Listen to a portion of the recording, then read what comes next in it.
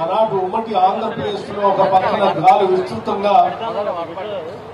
ఒక రాజకీయ పార్టీ వేస్తున్నప్పటికి కూడా దాన్నింటినీ తట్టుకుని ఆనాడు శాసనసభ్యుడిగా గెలవడమే కాకుండా ఆనాటి నుంచి ఈనాటి వరకు కూడా ఆయన కాంగ్రెస్ పార్టీ జెండాని భుజాలు వేసుకొని పేదల్లో సంక్షేమం సామాజిక న్యాయం అంటూ ఆయన నిలువెత్తు పోరాటం చేసినటువంటి సందర్భాలు కోకలు. తుంగతుర్తి శాసనసభ నియోజకవర్గం నుంచి అనేక సందర్భాల్లో రాజకీయ పరమైనటువంటి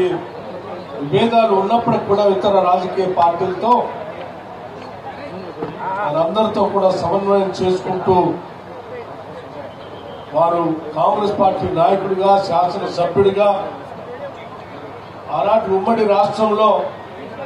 మంత్రిగా కూడా పెద్ద ఎత్తున రాష్ట్ర అభివృద్ధి కోసం సమాజ అభివృద్ధి కోసం పనిచేసినటువంటి సంఘటన మనందరికీ తెలిసింది. ముఖ్యంగా యువత రాజకీయాల్లో రావటానికి ఒక స్ఫూర్తిదాయకమైనటువంటి ప్రజా జీవితం గడపడానికి రామరెడ్డి దామోదర్ రెడ్డి గారి రాజకీయ జీవితం మనందరికీ ఒక స్ఫూర్తిదాయకంగా ఉంటుంది. మనందరికీ తెలిసిందే ఒక దశాబ్ద కాలం పెద్ద ఎత్తున ఈ రాష్ట్రంలో వేరే రాజకీయ పార్టీ ఉన్నప్పటికీ ఆ రాజకీయ పార్టీలు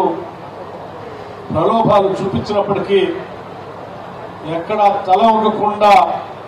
నా జీవితం మొత్తం నేను చివరి వరకు కాంగ్రెస్ పార్టీలోనే ఉంటాను అని చెప్పి పోరాటం చేసిన ధీరోదాత్తులు. గతంలో కూడా అనేక రాజకీయ పార్టీలు ప్రముఖ నాయకులు కూడా మీలాంటి నాయకులు మా రాజకీయ పార్టీలోకి వస్తే మంచిదని చెప్పి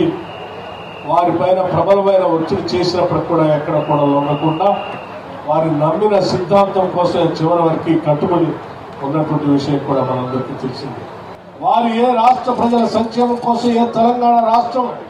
అభివృద్ధి చెందాలని ప్రత్యేక రాష్ట్రం కావాలని తద్వారా